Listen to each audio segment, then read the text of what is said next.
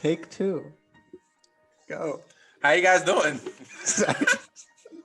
It's not my job to come up with the question this time. It's on one of you. How y'all doing, man? I can't complain. One day, I always say the things that I hope we get to one day with this pod. One day we're gonna have a special episode where we peel back the curtain and we put some like bloopers and funny moments and what we just experienced. If we want some transparency, if we're providing some transparency here, then I think we should let our audience know this is the second. We're journalists. Attempting.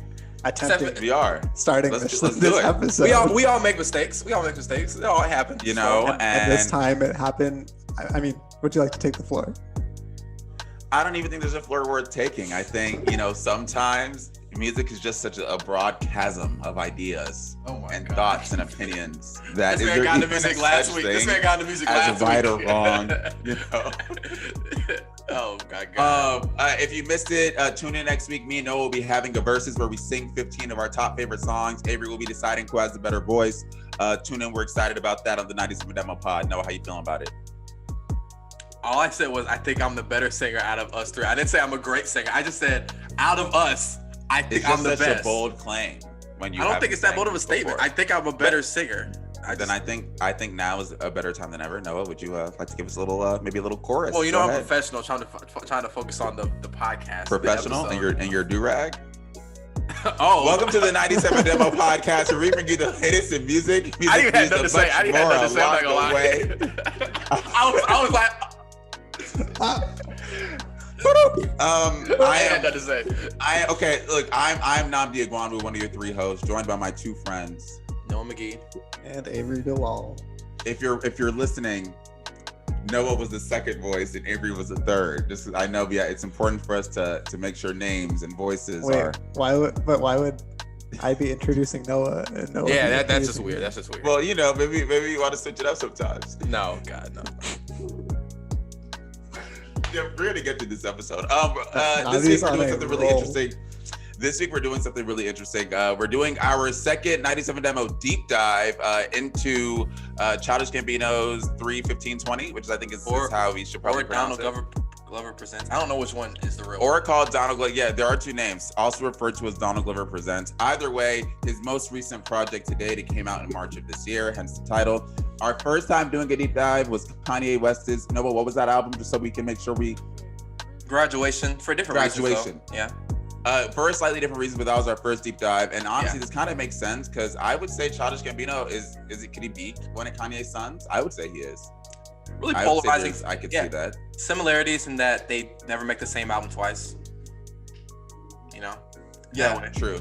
And I think value production and arranging, that's where they really shine, both of those artists. So either way, we're very excited about the deep dive we're going to do today. So make sure to tune in. If you want to get to there quicker, I'd say jump to like the 35-minute mark. Will be somewhere around there. And yeah, gentlemen, shall we dive in? Because we have a couple headlines to get into.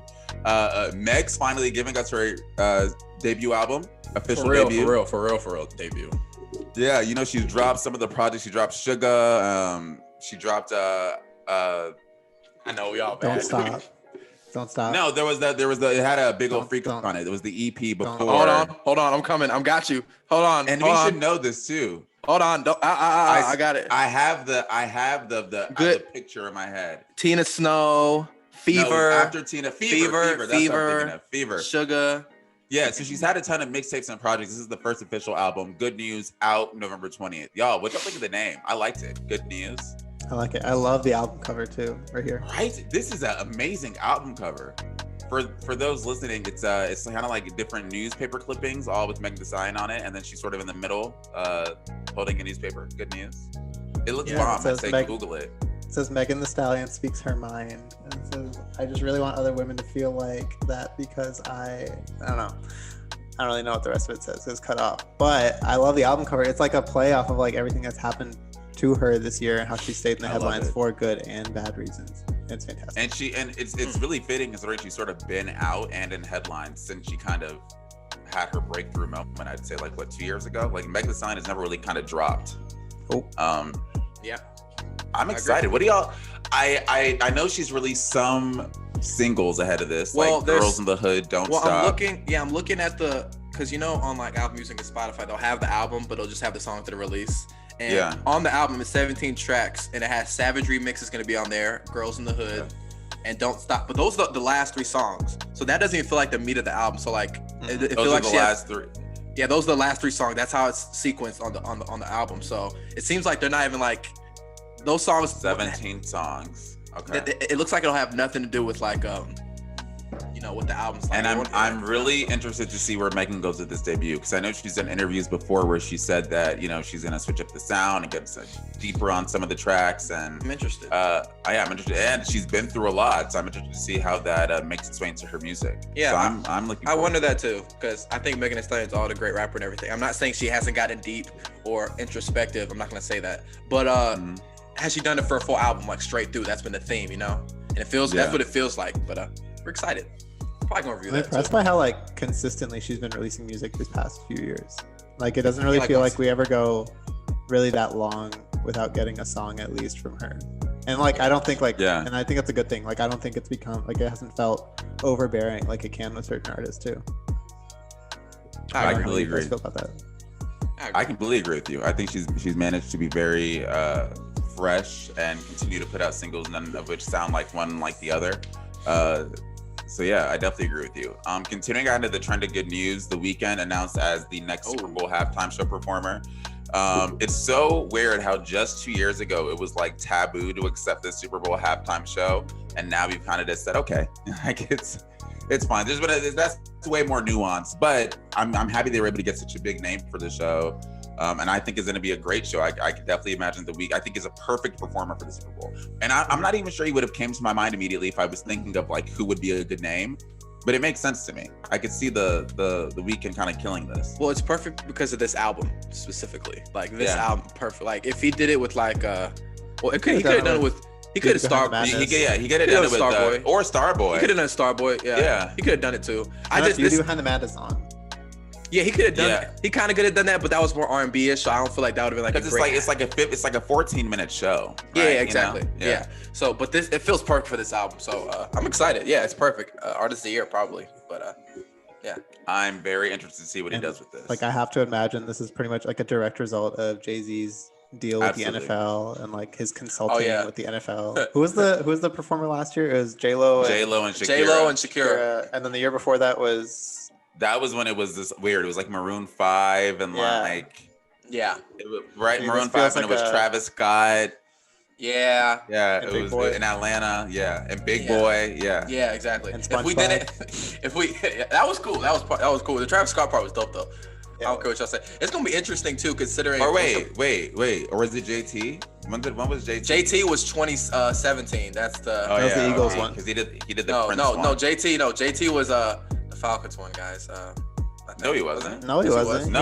He was the Eagles. He was Eagles. He was because I remember that was Hold on. No, he was in Atlanta. Oh, Super Bowl performers. Y'all keep talking. Big Boy in Maroon 5 was Atlanta. Like, come on, what do you? I'm not talking about Atlanta. I'm talking about when Atlanta. Oh, when the Falcons were playing. No, because I was in high school. That was when I was in high school. We're about to see. I feel really confident about my let me see. Hold on. Like wasn't that long ago. Okay, so it's Weeknd. Last year was J-Lo. Okay. Oh, wait, hold on. Okay. Bro, it was the Super Bowl with the Eagles and Patriots. That was JT. Damn. 2018. Yeah. Damn it. All right.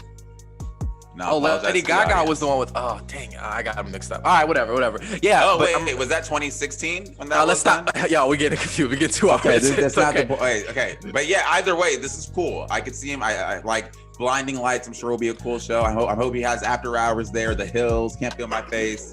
No, I'm just wondering what it's gonna be like with no people because of coronavirus. Honestly, but I think it's in Florida. There'll be people. No, but the NFL. I think they'll be unlimited audience. Yeah, that's what I'm saying. Like 25%. That's still a lot of people. And plus, like if you look at the like behind the scenes of any Super Bowl show, it's like the only part of like the audience isn't really that into it anyways. So yeah, but still, it's part of the thing because you see all the lights and everything. Like if we've seen NFL games, even if it's 25,000 people, it still looks empty, or 25%, and it's still 1,000 people. The crowds don't play that big of a effect into a Super Bowl halftime. But there's people on the field too, and that kind of I'm just saying. I think you can design your set around that though. You don't need to have the people down there. Well, It's I'm the interested. weekend. I He's agree, got yeah. such interesting things to do. I He think doesn't it's need to interesting. be like, because I don't know if you saw the video of like, if you look up Justin Timberlake, his performance, and you look up like someone took a video of the people in the stands like around, no one was like, everyone's just sitting down. Well, yeah, Yeah, because a lot of them are football fans. I think depending on the performer, you just Yeah. may not. I can see The Weeknd being someone who can do really well with like adapting his performance to the pandemic, maybe relying on a lot of effects and video and screens and monitors. I agree. can see it being cool. We'll see. If you play it for TV, it'll look really cool, I think. Yeah, exactly. So we'll just have to, I guess, keep an eye on that. But the one thing I'll say here is I feel this rule has been pretty good at selecting its halftime show performers, because I'm not sure I can think of anyone else that I think, other than Rihanna, that I think should have performed that hasn't. Can you think of anyone that you think would make sense for a halftime show performer that hasn't Drake done it yet? But I'm sure Drake is turning it down. Like, I'm sure Drake. I don't see them offering.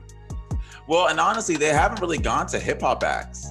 When's the last time a hip hop act is even? Maybe they think hip hop isn't mainstream or universal enough. As odd as that is. Okay, but because I can't think. We're spending too much time on this.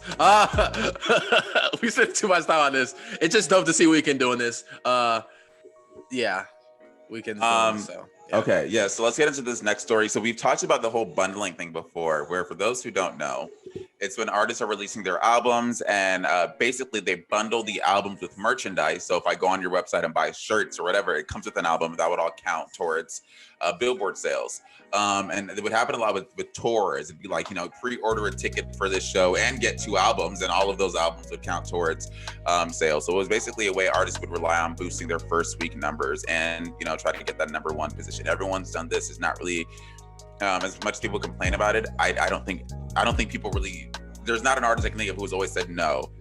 Anyway, Billboard instituted some new rules that would no longer count bundling sales, or at least severely restrict the sales that they do accept. And Ariana Grande, this just happened in I think October, and Ariana Grande was October 9th. She was one of the biggest acts so far since that rule was instituted to release an album and try to figure it out. And it makes sense. This album I think did 180 first week. Which isn't by any means bad, but Ariana Grande prior to was doing like 240-ish, 260-ish, so it was sort of lower. And I forgot until I realized this is the first, bundling is over. You're gonna see a ton of albums that come in now that you may have thought, 300K, 400K, everyone. I don't think there's any artist that's gonna be immune to this, that you're gonna start noticing sales are dropping because they can't rely on that anymore. They can't really rely on their fans buying their merchandise to push their albums up. I can't wait to see what Travis Scott's next album does. That's the truth. Because anyway, look at this. With album merch bundles, Position sold 42,000 copies first week, considerably lower than Thank You Next, which did 116,000, in part because she bundled digital copies with the Valentine's Day gift merch, such as pillows and shirts. So now that what was such an instrumental thing to Billboard sales and numbers and figures is gone, cannot wait to see what ultimately ends up happening here. And this is just one of many big acts you're going to see have lower album numbers, despite still putting out good music. That was my little rant there. I mean, you broke it down pretty much. I don't really have nothing to say. You broke it down pretty thoroughly there, bud. So, I remember when we first did that initial discussion, I was trying to think of interesting ways artists might try and sell albums otherwise, and I don't think we've seen that yet. So yeah, I don't know. I thought maybe with this story, we'd be she did something interesting, but she hasn't. So no, it's my interesting as far as trying to figure out how to respond to this. Yeah, just how to bend the rules a little bit to sell more albums, and she really hasn't. So. Sorry, my computer started talking. You okay there, cool. Bud? Sorry, yeah, a pop-up came up on my computer, and I was like, they can probably hear this. But I mean, yeah, I think we're gonna see what ends up happening. A lot of artists are gonna be impacted by this. I just can't wait to see what actual sales look like now, because I think the whole point of this was to make that a bit more transparent. So yeah, stay tuned. Can we have an episode where we just talk about bundling? I could talk about 45 I think minutes. we did that already, didn't we? Did we? I feel like we did. We did it early on. We did it way back with the Kenny Chesney Drake thing. Yeah, we did that a while ago. All right, Nnamdi, this one's yours. This is all you, buddy. This is all you, bud. This is all you, pal. There was a holiday last week. And I just think it's still this week. It's still this week. Well, I meant from when this would come out. True. Friday Night Lights, J. Cole's debut album, perhaps one of the best. It's a mixtape. Oh, project. Well, it's actually not even his debut mixtape, so that was just wrong in both ways. But J. Cole's Friday Night Light turned 10, and it's just sort of amazing to see how much artists have changed within the last 10 years. I've been a J. Cole fan for a while. I think it's cool to talk about some of these little achievements because it's only been 10 years. It's sort of insane. Do you think J. Cole like Friday Night? Well, I mean, yeah, but it takes a long time, and I get to his rise. Like Drake's been working since Degrassi. Like, it's just, I don't know. It's crazy because it doesn't feel that old. It doesn't feel that old, but you look back and you're like, golly, like the beats he was using on there, stuff like that, and everything. It's really interesting. Among J. Cole fans, for the most part, I would say I'm a J. Cole fan too, but I think a lot of people have like their favorite album, but I think a lot of people be like, I want the old J. Cole and stuff like that. The people who say that, I'm not one of those people, but the people who say that, I think they're referring to this because I think some people still consider this like his magnum opus, his best project, period. Some people consider it that. There are some people who definitely would say that. Yeah, exactly. So, really, really a good, really dope. It should have been an album. It should have back then. I feel like that could have been an album too. I think he said that in I think it was like his last mixtape before the debut album. I think that's it was his last take. Yeah, exactly. So so really he was you can tell like in the skill level he's like there, Yeah. So it's really he has In the Morning on here. In the Morning was on his first album. It was on his debut album. Yeah. So, and it's one of the better. I think it's a great song on that album. Yeah, it's a good song. You can really have the storytelling. Either way, it's not on streaming services yet. He keeps on saying he may do that. I guess we'll just have to wait and see. Hope it does. Nnamdi, you didn't even like the Instagram post. Are you a fan? Wow. Are you Interesting. No, you click. No, I posted it on my story. I'm one of them. Go ahead and look. That's at 34. I just says one of my friends liked it, so.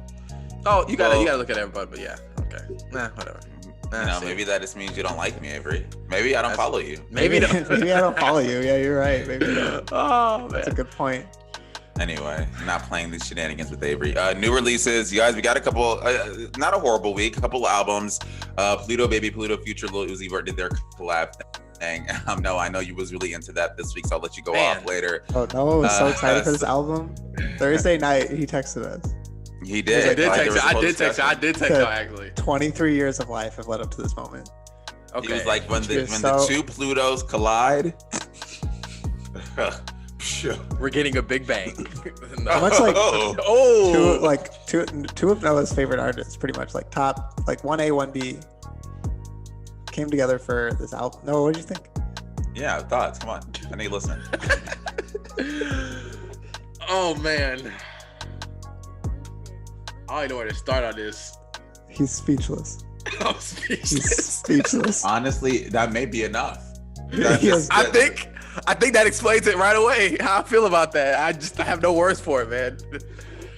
Wow. I don't got nothing to say. Okay. 2 Chainz also released an album, So Help Me God. I haven't been able to get into that as much as I wanted to, but I did hear a couple of songs. So hopefully next week I'll have some more to say. I listened to the whole thing. Did you really? 2 Chainz? Yeah, I did. Oh, go off. It's good. It's really good. 2 Chainz has been releasing like really solid albums the last couple of years. I started with like what was the one with the he has a couple the Pink House. Yeah, that one. That's pretty what's it called? Pretty Girls Like Trap Music. Yeah, Pretty Girls Like Trap Music. That's a good album. Yeah, he said Rapper Goes to the League, and then this one. He's the album rapper. You know, there's like hit making single rappers, and then there's like good album rappers. I think he's a very good album. Well, I think he made a transition because he was all I want for my birthday is that's what people do him as, and but he's 2 Chainz can really rap. He was on Run the Jewels, and he had one of the best features on that dang album. Literally. So he did, yeah. So yeah, he's been good. NBA YoungBoy released another project. It's like third of the year. I think that's actually his third of the year, actually. Yeah, and let's talk albums, and we'll get into because there was a whole bunch of good singles too. Really quick, I'm gonna highlight Davido. He released an album, A Better Time. I listened to it. Y'all know I'm always gonna put on for my my Naija fam. Let me put you on in the Nigerian world. This has actually been quite big because, as you know, Wizkid the week before released his album.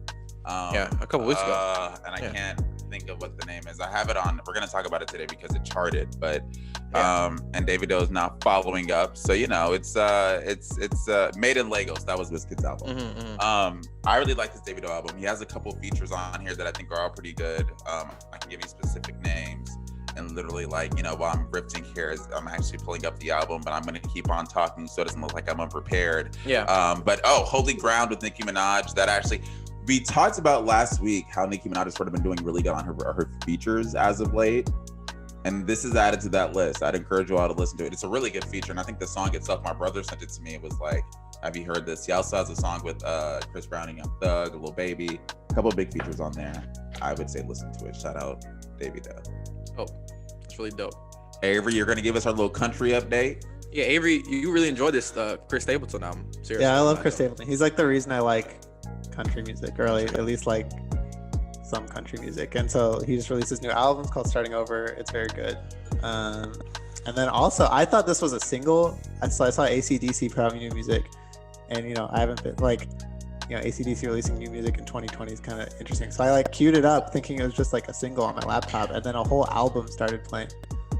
So I did not listen to that. AC/DC has a special place in my heart because growing up as a middle schooler, I was kind of like, I think we didn't talk about this, but I was kind of like, man, I was into music a little bit. And I would say Linkin Park is the rock group that really was like the one for me in middle school. But AC/DC was the second one because I remember I had a friend of mine that had an AC/DC shirt. I was like, what's that? He's like, oh, it's this rock group, dude. And I really got into them. So they have a special place in my heart. So I'm actually going to check this out.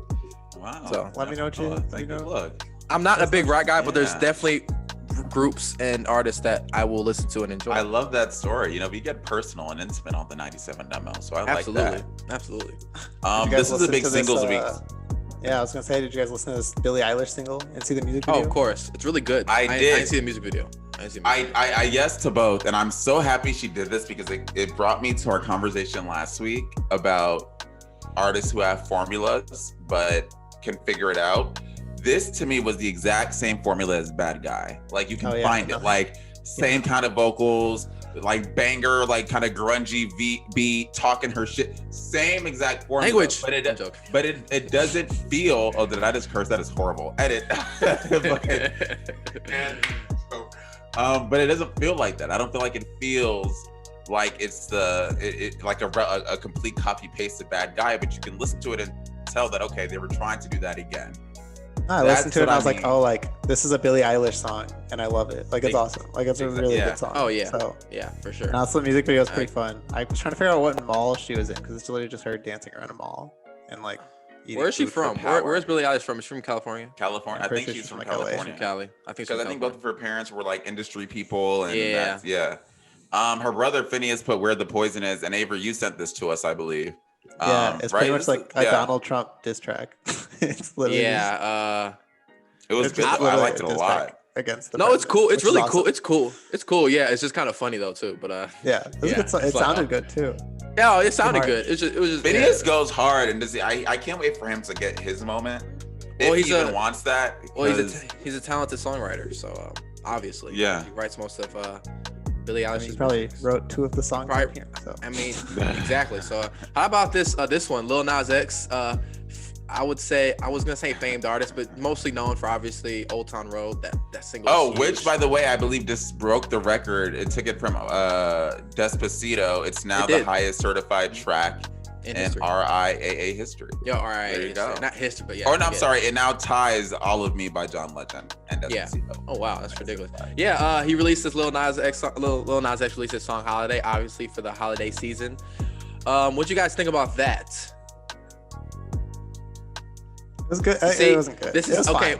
Back to the formula thing. This is the formula thing not working. Yes. No. Yeah. Yo. Okay. I'm sorry. I'm just gonna say, this song wasn't good. I'm just gonna say it.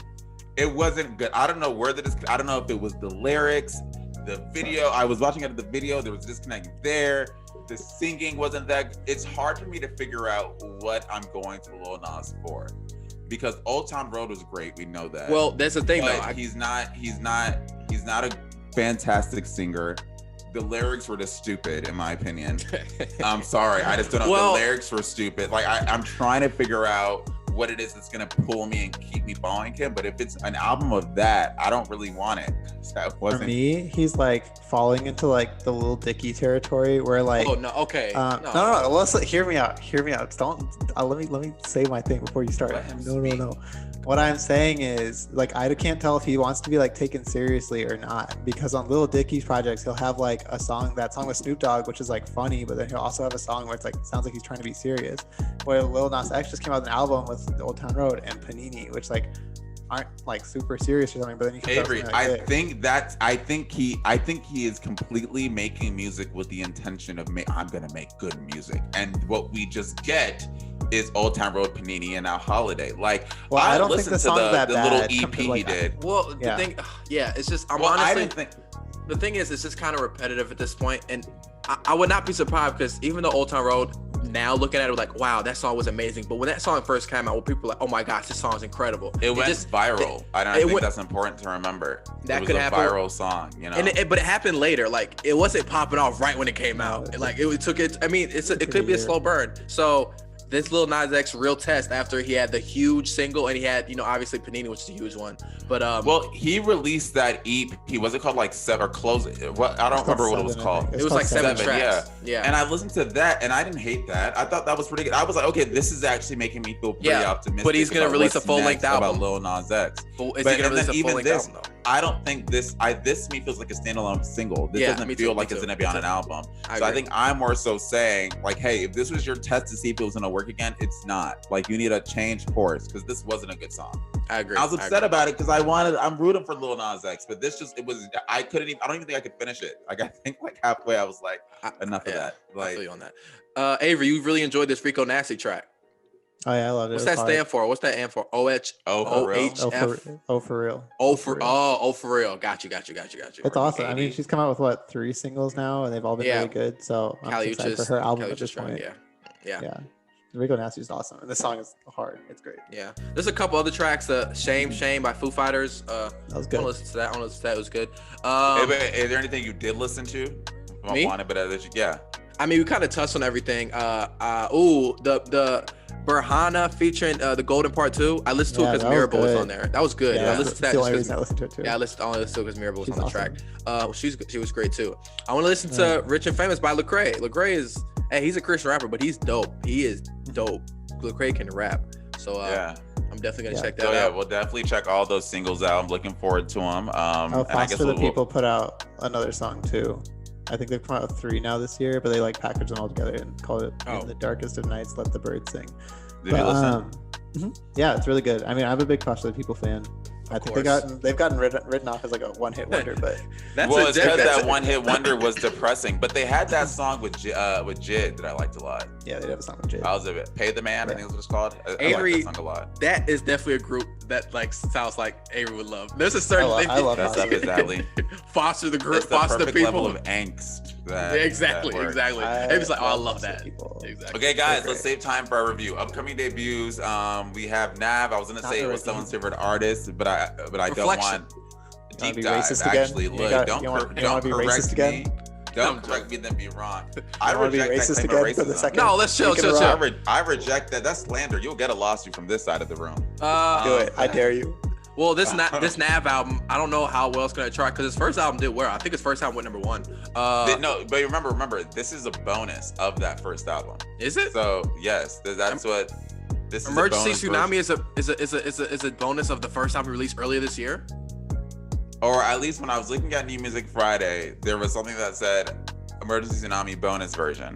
I realized. No, I got you. I'm talking about the album he released earlier this year, like the one he released earlier this year. I'm talking about he released one, and this is a different album. That's what I'm saying. I'm not talking about the one he just released a bonus version of Emergency Tsunami. I'm talking about the album. Like, and it's a mixtape. Maybe that'll make it make sense. Yeah. Exactly. That's what I'm saying. No, I'm just wondering, because the first album he released this year, I'm trying to get the name of that album out. I'm just wondering how it's gonna chart. Good Intentions. Remember, he released Good Intentions this year, and that one went #1. I'm pretty sure it went #1. So we'll see how it does. So yeah, but we'll see. What else? Kid Laroi. People love Kid Laroi. I don't know if y'all are aware. This dude, is he TikTok guy? Is he a TikTok guy? Yeah, he had a TikTok song. Yeah, I know he has to be, because I keep on seeing him places, and I'm like, I don't know. Yeah. I see him. Is he rap? Is he pop? What is he? Both pop rap. Pop. Okay, there you go. Perfect. Also, remember last week when we were talking about Nav, we were like, oh, but Avery loves Drake. I'm pretty sure Nav is actually signed to The Weeknd and not Drake. Like, I don't think Nav has a Drake. But you love The Weeknd too, so it actually still works. I don't love The Weeknd. I love his album. That's true. He loves The Weeknd. Avery, my issue with Avery is gonna be that Avery loves standing people or saying he don't stand Weeknd. He never said he stands Weeknd. And then me and Avery have talked before when he talked about when he sounded like a Weeknd stan, and now all of a sudden he stands that album. He loves just admit that you were talking about Nav because he's Indian. Just say Avery, we talk about rappers every week on the pod. Is that because I'm black? That's how. Yo, what is this turning into? Relax, That's how ignorant you sound. Trying to throw. Relax. Nav's your favorite artist. Relax. I thought you loved your Canadian. No one likes Nav on this podcast. Well, we never talked about Nav before. We've had conversations about Nav. I thought you did. I'm sorry. Excuse me. No, we don't. No one. The three of us have never had a conversation about Nav. We have definitely had a conversation about Nav. Yeah, last week and then this week. It may not have been nice. Yeah, that's why we had a conversation. That's what we talked about Nav last week. It may not have been the nicest conversation, but we've talked about Nav before. Yeah, we talked about. We said we didn't listen. We said I'm not really into his album. So yeah. Okay. Hawaii by Maluma The Weeknd. That charted this week. We're gonna talk about it when we get to our charts, whatever. But I think that's gonna do pretty good. Thanks. What about Miley Cyrus? What about Miley Cyrus? Midnight Sky. That's been falling on the Hot 100. I think that'll put it up to like maybe the top 40, 50s ish. I think Mood will probably maybe stay at number 1 because of this deluxe. I think right now it's at number 1, so I don't see that changing. Yeah, but I'm not even sure if the remix is gonna overtake it. I just think it's gonna keep it at number 1. Well, yeah, that's what I'm saying, because it's all the same. Yeah, and then What the Speed About, I definitely see that doing like a top 15, top 20 debut. Or top 25 around top 25, there. Yeah, top 30. Ballad Jitfi Conway, I have hopes for, but I'm just not. Well, that's not released on YouTube. Yeah, so it's not really good. Oh, that can't count, but yes, it can count. Yeah, it may. It may be like 100, like a 90 something. No, it won't. I'm guaranteeing it. So I guess we'll see. By the time this comes out, you'll only have. By the time this pod comes out, you'll only have like a day before we see where these go. So I mean, we'll find out soon enough. We'll see. Speaking of charts, Billboard 200, not that many changes. Ariana Grande's positions still came in at number 1, as we talked about, with about 180,000 units sold. 42,000 were pure sales. The rest were streaming or some combination of radio airplay. Trippie Red Pegasus, number 2. Pop Smoke sitting pretty at number 3. 18 weeks, still at number 3. Luke Combs, Did You See What You Get? Last week was number 4, and now it's number. Last week was 1. Now it's 4. And then Love Goes by Sam Smith debuts at number 5 on this week's chart. Anything else stick up to you guys? Luke Combs is dropped from number 1 after his he released that deluxe a year later from his album 2019. What You See Is What You Get.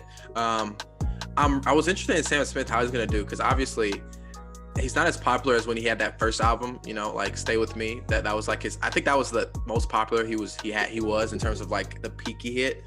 I'm just interested in where he is right now. I don't know if he's trying to. I don't know if he's in this space where he's trying to make, trying to chart the highest, trying to make a hit or anything like that. It's just interesting, kind of how artists do, you know what I'm saying? Kind of like, remember Gaultier had that song Somebody Used to Know, and he had that song and he just went away. Yeah, but we talked about how his album, we did that True Classics episode, is still sitting pretty at like the 150 at like on the Billboard 200, so he's still getting paid. Busta Rhymes put out an album, LA 2. I don't know if that's what that stands for. It's something long. It's something long. It's a long album title. The Wrath of God, right? Yeah, Extinction Level of Yeah. But to The Wrath of God, it's something super long. Yeah, but you guys, it is very, very impressive that Busta Rhymes, after like almost 30 years-ish in the industry, can still put out a project and a debut in the top 10. That's impressive. Those are random. Did you guys see he did like a sit-down conversation with Van Jones? It's like an hour long or something. I put it on YouTube. Busta Rhymes? It's really random. Busta Rhymes? Yeah. Okay. Really random. All right. Queen Naija on here, some R&B getting some love on the charts. Number 9, Misunderstood. Yeah. Yeah. She's a YouTube star. She's a popular YouTube channel. She has a popular YouTube channel. And obviously King Von, who rap artist from Chicago, who died last week, unfortunately, who was killed in Atlanta. His album debuted at number 13, Welcome to O Block by King Von. So I hate it when death is the reason the album is boosting on the chart. Like I'm happy, well, but it's also like. Well, I don't know how. sad. I don't know how it's gonna do either way. I'm interested, but yeah, that Grateful Dead album, that's interesting. American Beauty. I was like, so That's Grateful really Dead, they have 2 albums that were on this week's chart, 19 and 25. And whenever something random like that happens, I'm like, what there has to be something. Was there a deluxe? Was there a tour? Was there like gotta be some like post-election something or the other? Like I don't really know. Oh, that's true There were no stoner holidays I think recently, so I'm not really sure why they'd be up here. Yeah, I don't see anything in the news or anything like that. So There's 2 of them. Right? Like I was so confused. I was like, I'm sure there has to be a reason. Grateful Dead's American Beauty reissue scores band's best sales week in nearly 25 years. Reissues. Okay, so they did reissues. So maybe they just uploaded it to streaming platforms or released new versions or something like that. Sounds about right. So, speaking of the holidays, you guys. So Halloween was here, and you saw some of that on the chart. If you go to 38, a true classic got a huge bump thanks to the wonderful holiday. I'll just tell you, it was Thriller by Michael Jackson, which I think is kind of. Well, we put it through so much with the amount of tabs we force you to open. 443 weeks, you guys, and it's a top 40 album this week. So the power. That's amazing. And then also, Avery, you just talked about this. Go to 50. I thought, see, this is how you know I'm a good friend. Because I remember it when you tell me things. Sorry, ooh, not 50. Go to 53. I was like, ooh, not there either. Whoa, this man is taking L's, bro. Go to 58. Boom. Oh my gosh. Tim Burton's The Nightmare Before Christmas soundtrack, which is actually that's a great movie. Actually, love that Avery, did you say that's how like you love Tim Burton? Did I make that up in my head? I mean, I love Tim Burton. I think we were talking about it last week because Halsey did a Corpse Bride costume. Yes, that's really funny. Yes, that's. Dang, this makes me want to watch The Nightmare Before Christmas now. What a great movie. Well, Tim Burton is an incredible filmmaker, a legend in the industry, actually. Watch that when we do that, our music podcast. Watch out for that. Movie podcast. Our movie podcast. We're sloppy today. YouTube's back. A couple more albums I want to shout out. If you go to 80, Made in Lagos by my good old boy Wizkid is on this chart. And that is significant for a Nigerian artist to be able to do that. That is an accomplishment. So I'm proud of Wizkid for that. And then if you go to 100, it's officially time for the new season to kick in. And who got sad and listened to The Black Parade by My Chemical Romance? That was probably all me. All you got sad. Okay. We included it on our playlist. Oh Lord, gosh, it's here. Mariah Carey, it's on the way. She's coming. Yes, her power is growing. Carey, Merry Christmas, 100. She is too powerful. I call this the perfect annual bag. It is an annual bag. You know how amazing it is to put out something that becomes an annual check, and it's like a big check. Monopoly on Christmas, right? All Around Christmas went to #1 last year. That for the first time, 20 years after its release. You know what's crazy though? That song, like the song that everybody loves though. All I Want for Christmas. That song is not like it's not a cover. It's none of that. It's an original song, which usually doesn't happen in terms of artist. And for growing up, I always assumed it was a cover because it feels like it could be, right? Like it's a classic that's been out, but no. Classic. So yeah. So cool. Over on the Hot 100, I'll try to run through this a little bit faster. Also not that much of a change. I think Mood and Position 1, right? Just flip flopped. Yeah, they just flip flopped. So Mood went from #3 to #1. So yeah, that's great. Shout out to 24K Golden. Expected to stay there with the help of the deluxe release. Positions #2. Remix. Every single song from Positions is on this chart this week. So you'll be able to look forward to that. And then Laugh Now Cry Later is #3, Blinding Lights #4, I Hope is #5. Do you guys remember what song was #2 last week? Because it wasn't. Oh crap. I'm like, oh God, I hope I wrote it down. Luke Combs. Yes, Luke Forever After All, Luke Combs. It is now number 18. That was a nice, pretty fall, but I think not a horrible drop. Not a horrible one. But yeah, anything else you guys want to shout out here? I will say if you go to number 8, Avery, because we skipped around the top 10 trying to find Luke Combs, but 3435, another Ariana Grande song on there, and that was the second single. She was just like 2 leads at the same time, sort of. Yeah, I hope Motive, because Motive I think was Go Down on me. I think it was in the 30s. That's 32. Yeah, 32. That's the best single to me, and that's the one that I hope kind of moves up. It's like a track. I hope she releases it as a single because I think it'd be a good single. We'll see. Because I think it deserves it. Off the Table 35. I was gonna tell Avery the 3 songs that now, or the 4 Avery songs hates. that are top 40 here.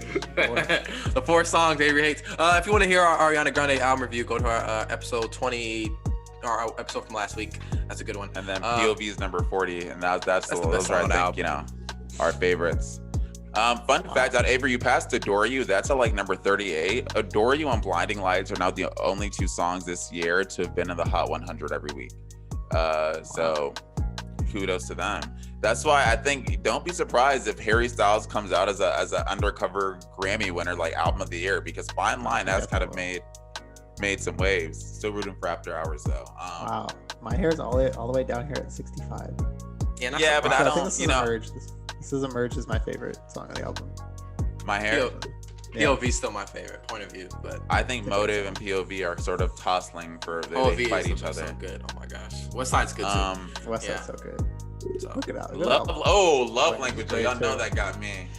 Y'all know that one got me. So I guess I look forward to seeing what happens or what she ends up releasing as singles next time.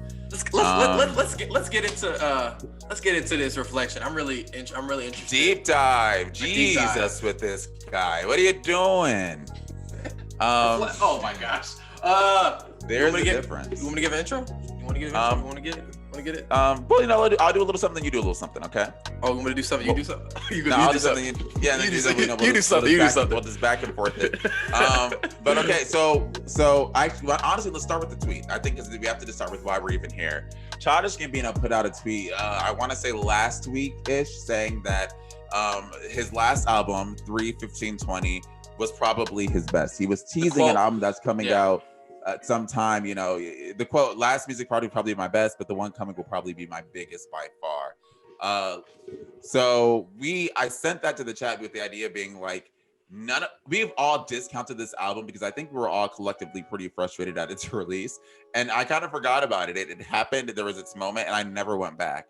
I actually like the release personally. We'll get into it. I'll say that I wasn't a fan of the release, and I just couldn't sit down in front of a screen. So I remember when the album dropped, but never really sat down to give it the attention it deserves. Yeah. And I think that sort of inspired us to come back and say, well, let's revisit this album. And not only that, everything that surrounded it. If you remember it, he was coming off huge, like, this wins at that time. He had just won, like, sweep the Grammys with This Is America. He won Song of the Year and Record of the Year. That was his first #1, his biggest track to date. He had just put out, he hadn't put out an album since Awaken My Love, but even when that came out, I believe in 2016, that was still really warmly received and critically acclaimed. So there was a lot of hype and like anticipation building for this album. And then he just sort of dropped it. And we can talk about the rollout. Noah, I'll let you take over. But that's sort of like the background picture of where Childish Gambino was when this came out. Yeah, I think we all had I don't think we hated it, but we were just kind of really indifferent about it. Like, yeah, I of course we all had like kind of differing thoughts about it, but I think we're all really indifferent about it. Like, it was cool, you know, he had he's just like just really forgettable is the word I guess we would all use. Is really the thing that would come out. So this album is really forgettable in a lot of our eyes, and we all love Childish Gambino. So yeah, basically I kind of want to take it back, but in terms of like coming off Nnamdi, kind of brother, take it back. You kind of touched on it a little bit, but obviously Awaken My Love was obviously a very different album coming off of Because the Internet and Camp. Those two albums being, you know, mostly rap albums. And then Awaken My Love, even though it was very different, I think people really enjoyed, really funky R&B soul album. And then after that, I think the first song he released after that, correct me if I'm wrong, Is This America? He performed it on Saturday Night Live, actually. And coming off This Is America, obviously, it became incredible. It was an incredible song. The music video was incredible. You saw people breaking it down on YouTube, like 30-minute, hour-long YouTube videos. I don't know if y'all remember that. People breaking down the messages that were in that music video and whatnot. Yeah. And I think a lot of people assumed there was going to be music, and by music I mean like an album coming from that. And you know, he got caught up in some controversy. I have the story linked in there, but I don't know if people remember. He got in some controversy because This Is America was basically, some people thought it was plagiarized. There was a rap artist, I forgot his exact name exactly, Jace Harley, New York rapper, basically said he stole the song from him. he didn't exactly make This Is America, but he basically, it was kind of like the similar thing with Blurred Lines type thing, kind of like look at the sound. It kind of sounds the exact same. And they won that lawsuit in Blurred Lines. I'm still shocked about that. So yeah, you know, exactly. So this kind of went under the rug, but this was a big deal. I'm not sure, but he sued him. He made a lot of accusations and whatnot. So you can listen to the song. That song's on YouTube. I gotta find the exact song. What's it called? It's called American Pharaoh by Jace Harley. Go on YouTube and get your thoughts for yourself. So that kind of came from that, and honestly, nothing came from it. No music, no album, no announcing of an album came from that or anything like that. So after that, I don't know if you guys remember, but Childish Gambino was also on a tour, and he said this next album is gonna be my last album as Childish Gambino. He said that on the tour. He said, and we was like, oh, he did that also. So, and then he also came out with the 2 singles, Summertime Magic, and what was the other one called? Feels like summer, which is also on this album. Just on the album, which we'll get into that. So even though it came out, but it came out 2 years ago. Those 2 songs came out in 2018. Those songs came out in 2018.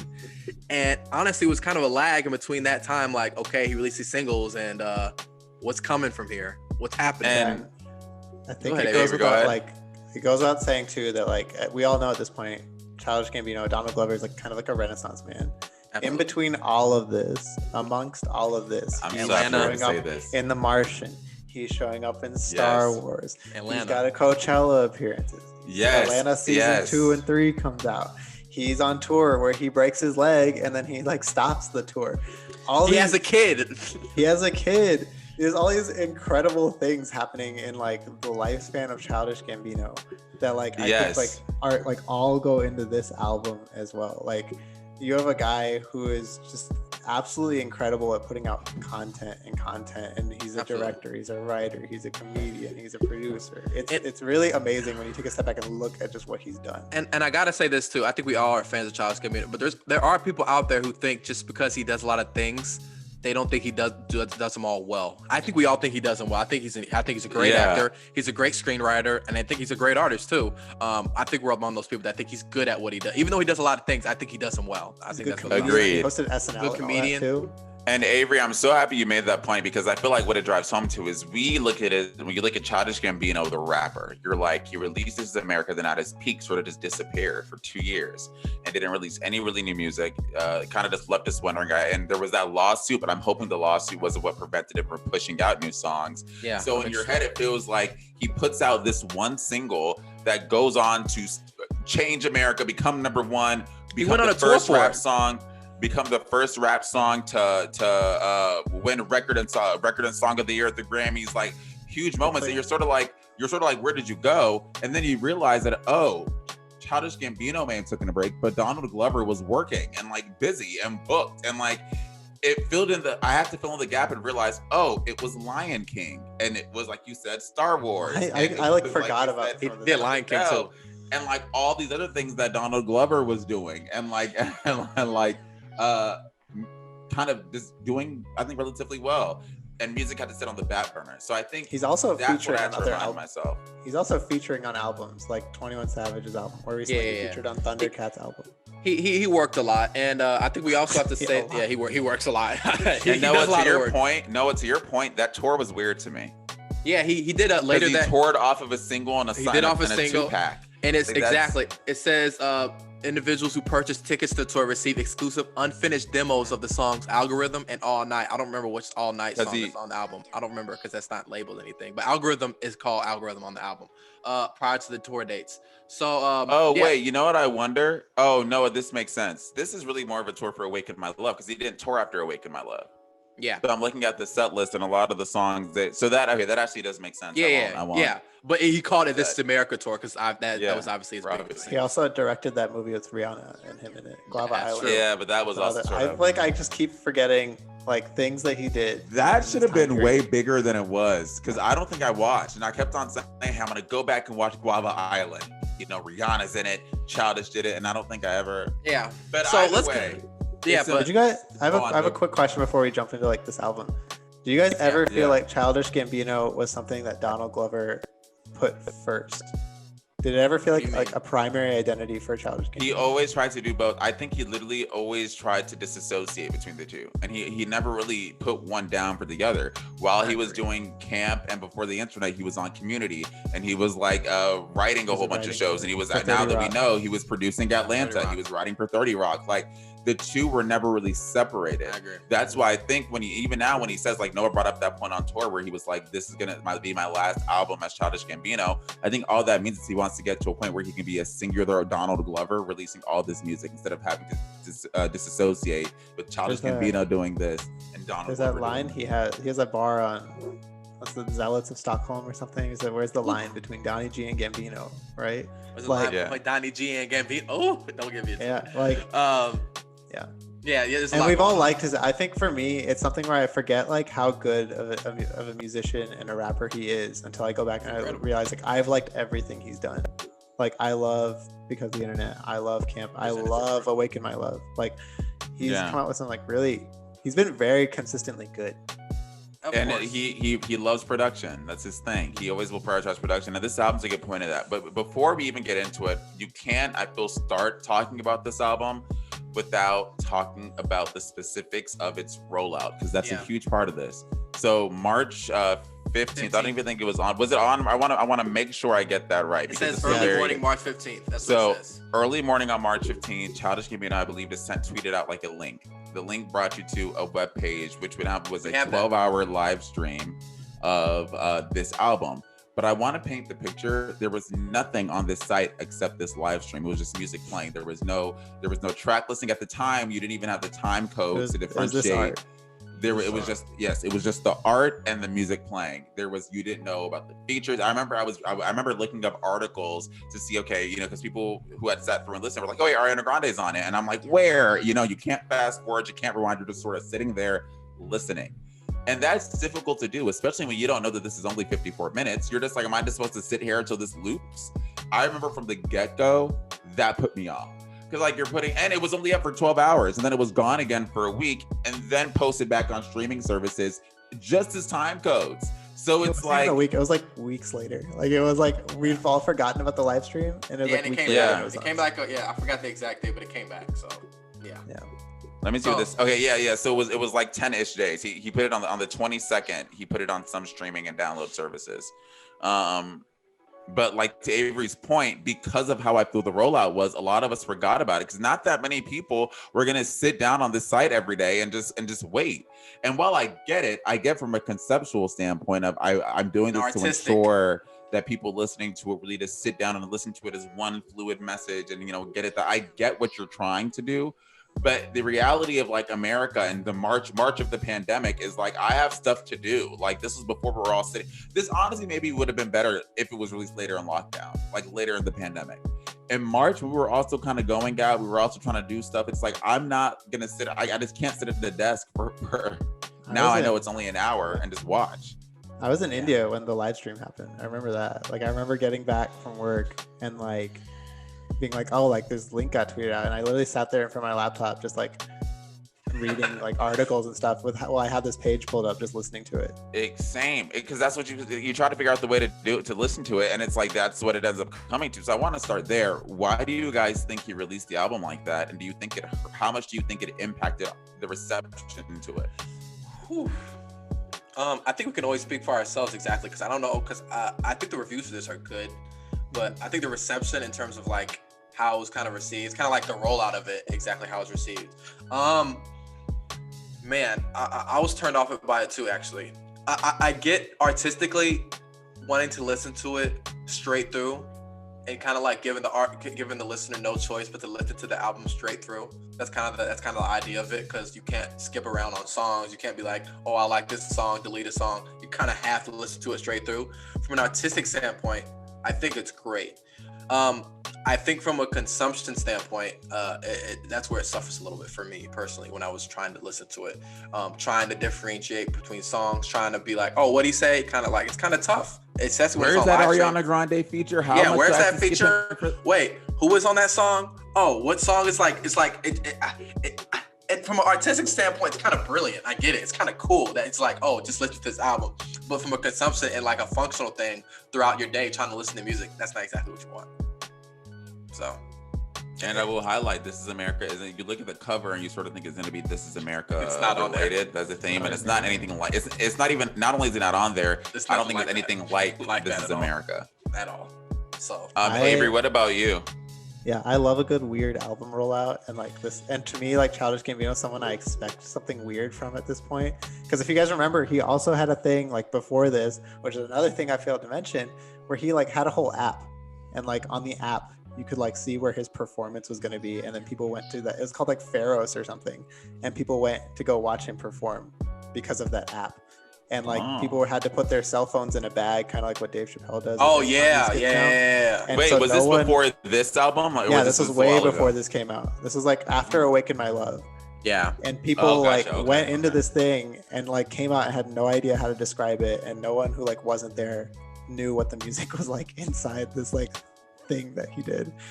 So like for me, Childish Gambino is just someone I expect weird things to happen with, and so like when I saw that he did this, I was like, this is really cool. I had the time to sit there and listen to it because it was like evening time when I got around to it, and so I didn't like the album rollout didn't bother me as much as like I can tell it bothered you, Nnamdi, or you know it to an extent. So I was able to just sit there and listen to it, and I was like, dang, I can't wait for this to be on streaming services at some point. Yeah, but that's the problem. I think the rollout's cool. It's just like from a consumption standpoint, it's not ideal because after you listen to that one time, would you listen to it again like that? After I'm talking about you, what do you mean?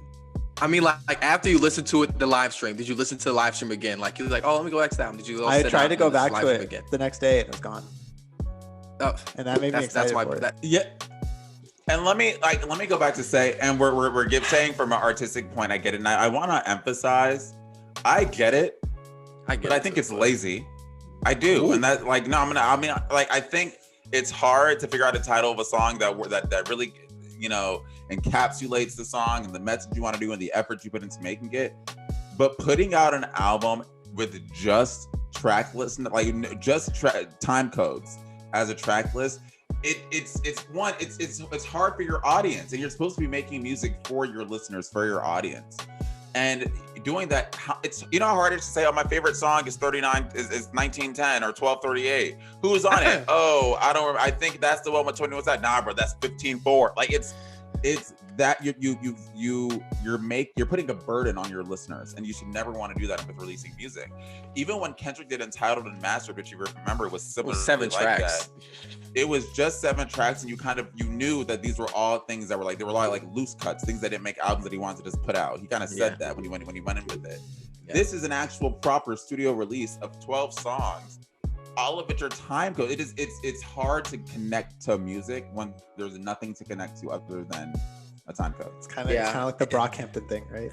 Which is why I think they fell off, and I want to say that I think a huge reason Brockhampton is kind of No, Avery, they fell off. Brockhampton we're on a proper ascent, and they kind of fell off. And I think a big reason of that is things happen with their group too. They did have some. They had to kick out a member. There were some personal issues there, or personnel issues maybe. But I do want to say, I think a big reason behind why they didn't blow up as fast as they probably should have is because it's hard to connect to a song in which a title has nothing to do with the actual song.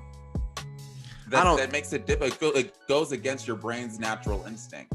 I think that's my issue. So I think Brockhampton's a different issue. I hear what you're saying. I kind of disagree with that, but I get what you're saying. It's a similar thing. Yeah, I get you. Yeah, it's like has nothing to do. Like it's called Gun, and it's like they're singing about happy stuff. It's called Sweet, like, and that word is never used. It's not used once in the song. I get it. So let's kind of discuss this album. Like we kind of discussed the reception, how that felt, and how that affected our thoughts on the album, which is why we're revisiting it. Because I think even though we all listened to it, even though Avery said he kind of liked the rollout, I think Avery was lukewarm on the album when it first came out. Though I don't think Avery was like, oh. Go ahead, Nnamdi. Go ahead. I'm just gonna say this. Oh Lord. Part of the reason I am this heated and frustrated about the rollout is because now that I have gone back and given this album the proper time and listen, let's maybe give it a 10. It is such a good album, but you would never know that Because you're not gonna sit down and listen to an album where the first songs are called 000, 1238, 19. You're not gonna instinctually want to do that. But once you listen to it, you realize, oh, he's not that far off. This actually may be one of his best albums. I love this album now that I've been listening to it. I'm such a huge fan. And that's why I get so mad about the rollout, because I would have never known I was such a huge fan because of how he put it out. Bro. Yeah, that's interesting. Yeah, going into this album, I guess listening to it, especially to the songs, I was more interested in like the thing that was, because I'm not saying he doesn't have messages on here. He's not rapping or whatever he's doing. I don't think this album is necessarily one genre. Because when you look at it, the album cover, like when you see the album, it says hip hop rap. But then the link where it's just one track of 59 minutes, it says pop. So I don't know. I just consider this is an alternative album. I feel like it sits in the alternative world. I think alternative with different. Yeah, it's not one genre. Alternative rap, alternative rock, alternative this. Yeah. Yeah, it's kind of everything. So I kind of say that. And the thing that pulled me in the most with this album is this kind of feels like this feels like, I want to say like his, like, oh, this is masterpiece, but it feels like kind of each album was kind of leading up to this one, if you get what I'm saying. Because you listen to Camp, obviously it's rap, obviously, but he has some like really poppy things because he's singing on there too, like Heartbeat, like my heartbeat, you know, he's doing that singing thing. And I think it was because of the internet, if you listen to that album, especially the second half, there's songs that are really loud, and by that I mean the sounds are really just like loud as heck. Like I forgot the exact song, but there's a song where like there's a bridge where literally if you have headphones in, you need to turn it down because it goes like it really starts out static. I don't know if you guys remember the track, Avery. I don't know if you guys recognize the track. It might have been Zealots of Stockholm, something like that, but it's basically a part. It's the one with the girls like this. I'm a freaky. It's that girl that's talking. You remember? It's that song. Where it gets really loud, and there's a lot of things where it's like, wow, this is really loud. I don't know if you guys have heard this rap group. They're called Death Grips. They're a really alternative rap group. Yes. Have you heard of them? They're ridiculous. They just do loud sound. They're insane. Like it literally, and I could see a lot of that influence. I'm not saying he did that, but I've seen a lot of rappers, even Kanye, they've taken some influence from that because it's really loud sounds that really are just in your face and it's just them screaming. And he has a couple tracks on here where he's doing that, where it's like, wow, he's just screaming, or he's just like screaming the words out. Don't you know what he's saying? Which, even though this isn't my favorite, it definitely feels like a lead up from those albums. So I agree about that. So it's a very natural evolution. Exactly, and that really natural evolution. Kind of pleases everyone who like wanted to hear more of like hip hop after because of the internet, and then like people like me who wanted to hear more of like Awaken My Love. Oh, that is so perfectly put. That's like, I completely agree with you. Both, kind of. I agree. I completely agree with you. And I think Avery summed that up perfectly. To both of your points, I spent this week listening to his entire discography to see how we got here. I know, like you said, Camp. Before the internet, they're both very rap heavy, but they do both have their moments of like pop, or just moments where they sort of, whether it's with production or melodies, they become kind of softer than the traditional rap that was popular of that day. Like You See Me on Camp, which is one of my favorites, but also Heartbeats and like Kids and like things that are both of which are probably going to be on our playlist this week. Check it out. But then you get into Before the Internet and you see like the stories, you see the storytelling aspect continue. And then I feel a big album that often gets missed, but is important to the transition is, you remember Kawhi? He put that out. Yeah, it's that kind of feels like also like with Jaden Smith. Yeah, I feel like that's also an incredibly transitory album to how we got here. Because Awaken My Love, to me, all they did is it was his first weird album. And I still love it for that reason. It's he's rock, he's funk, he's groove. That's an interesting thing, though. I don't think it's weird. I think it's just different. I don't think it's weird. It's just a funk album. What does weird even mean? Weird mean I just mean different than what he was used to putting out at that time. He took a hard left turn. Yeah, he took a left. He did it well. And I remember he put it out right when Kid Cudi put Passion, Pain, and Demon Slaying, and those two albums lived in the same like region of my brain. Because I think they were both like left turns for those artists. But to Childish's point, Passion, Pain, and Demon Slaying was definitely like different from what he put out before that. Other than that rock album, we don't talk about that. But everything else, I get what you're saying. It just didn't. I feel like that's a weird. Because honestly, that album, even though it's not my favorite Kid Cudi, I felt like definitely down Kid Cudi's lane. I think before that, the rock album he was doing was like when he took the left turn, it was like, yeah, this is not good. I don't know. I feel like if you were listening to that album, and then remember, he only had put out the Man on the Moons and really like maybe one other album before Passion, Pain, Demon Slaying. That doesn't sound like any of those albums. So I think that's just what I mean by that.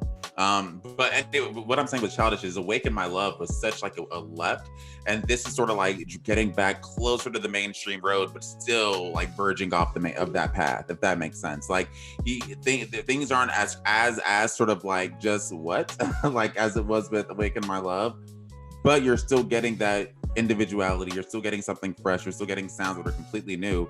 I'm trying to figure out how to best describe what genre this is. It's like it's heavy bass and beats at some points. It's bass. Yeah, he incorporates rock. I would say in some songs. Yeah, the last song's a rock song. The last song's a rock song. 1910 is a funk album. It's kind of like I said, funk album. It's 1910 sounds like it could have been on Waking My Love. I don't think you need to nail this down to a genre. It sort of feels like it's everything but rap. If that does that mean it almost feels like it's everything but traditional rap because you don't have any. There's no like heavy 808s or like That's like the thing is.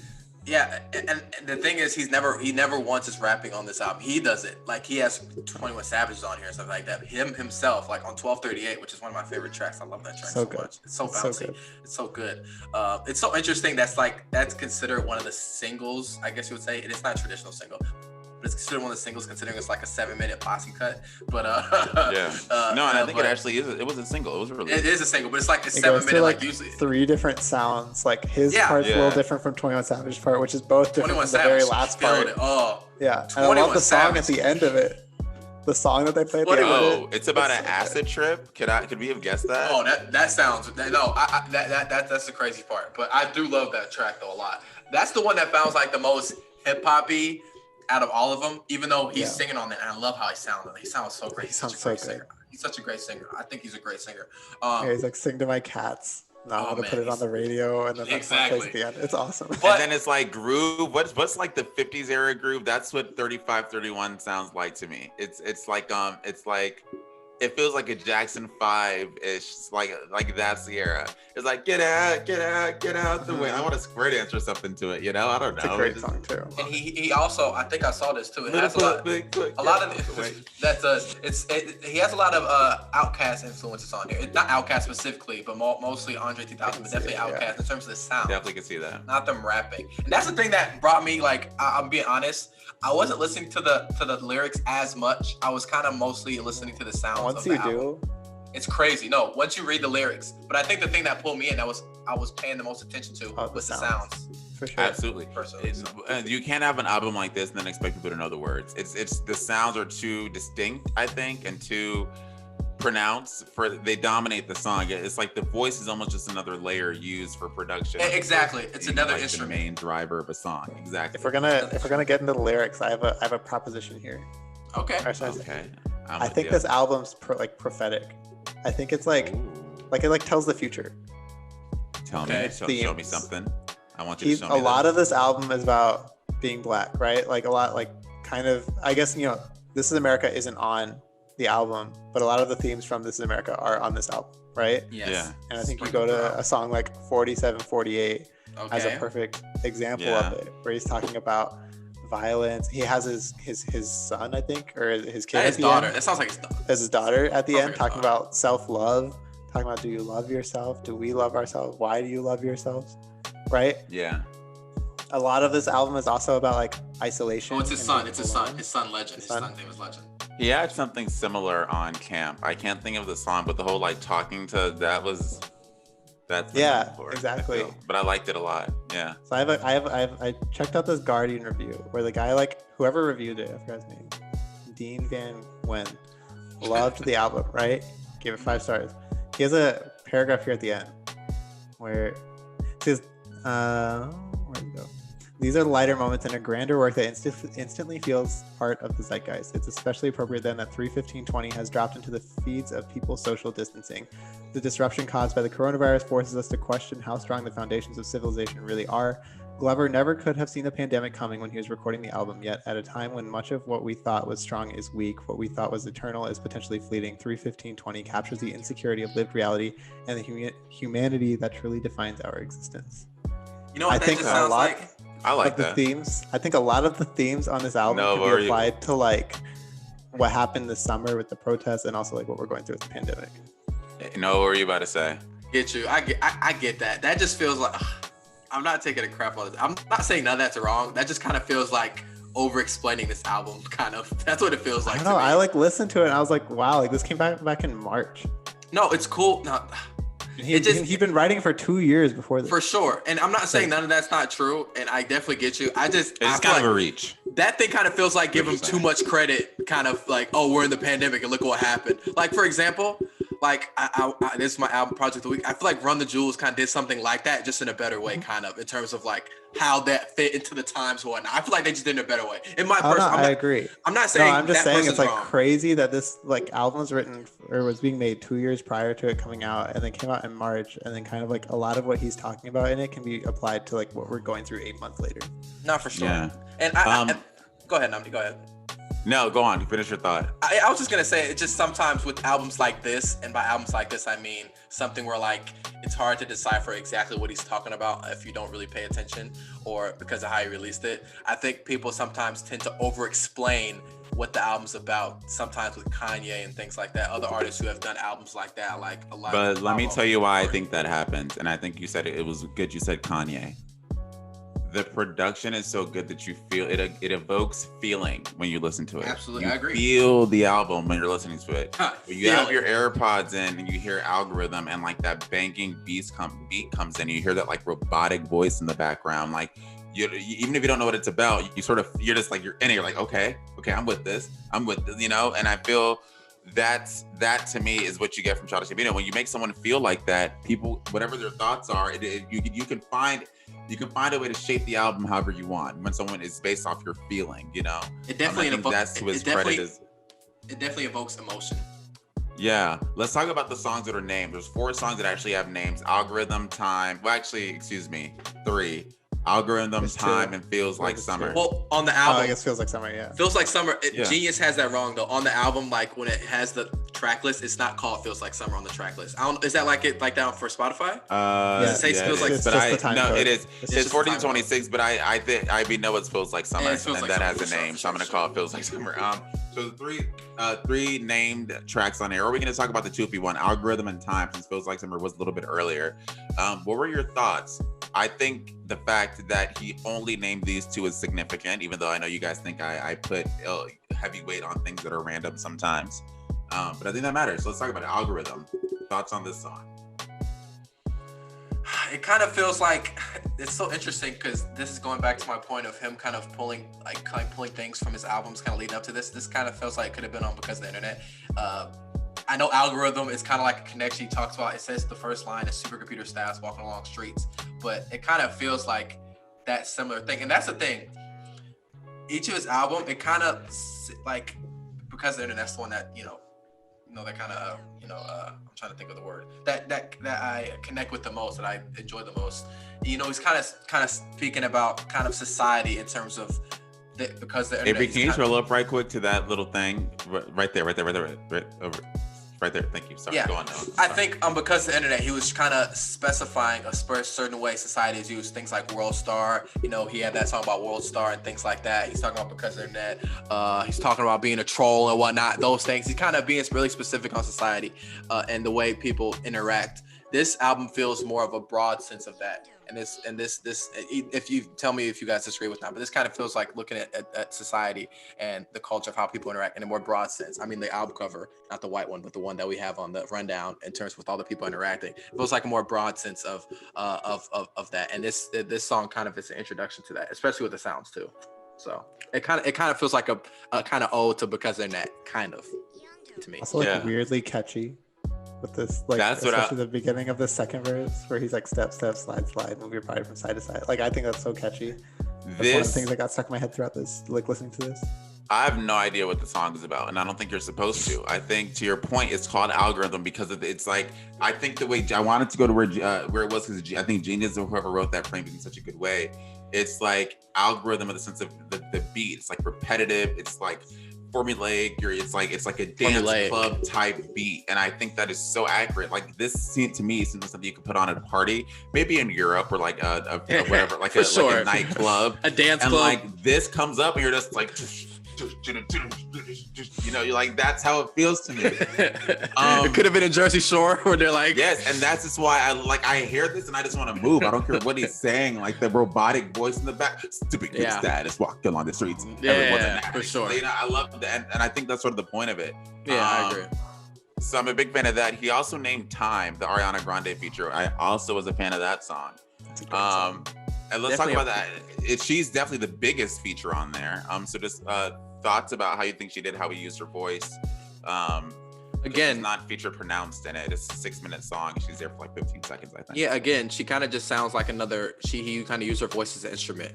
At first, I was like, "Is that Ariana Grande?" I mean, because sometimes when I listen to albums first, I don't look at the features. I'm like, "Is that Ariana Grande?" I kind of couldn't tell at first, but he kind of used her as kind of like another instrument in the song, which I think is dope. I think that's good. I enjoy when artists do that.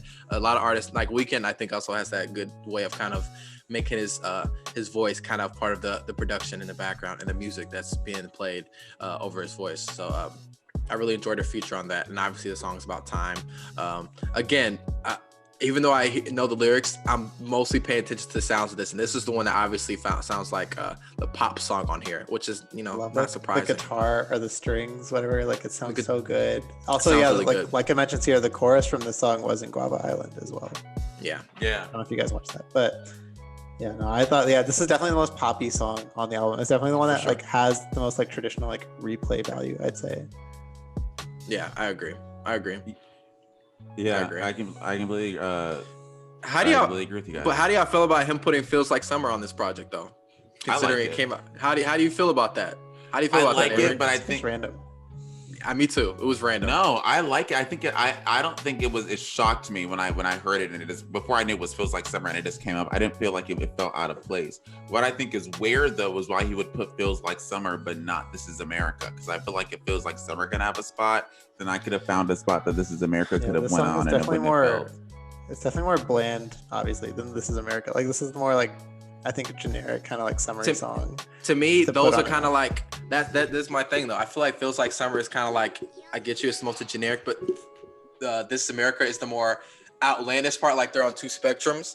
Mm-hmm. And I don't know. I feel like if they were both, either of them went on there, they both would have stood out in a weird way, whether it's for good or bad. Like I don't know if "This Is America" necessarily fits like in terms of flowing on this album, especially like I don't know where you would. Yeah, it kind of sticks out to me personally. Yeah, I just love this song. Maybe you put that's "This America" or "Feels Like Summer"? Saying this "Feels Like Summer." That's one of my favorite. That's one of my favorite songs that he released that year. So I think I like it. Maybe I'm just being Avery don't like it.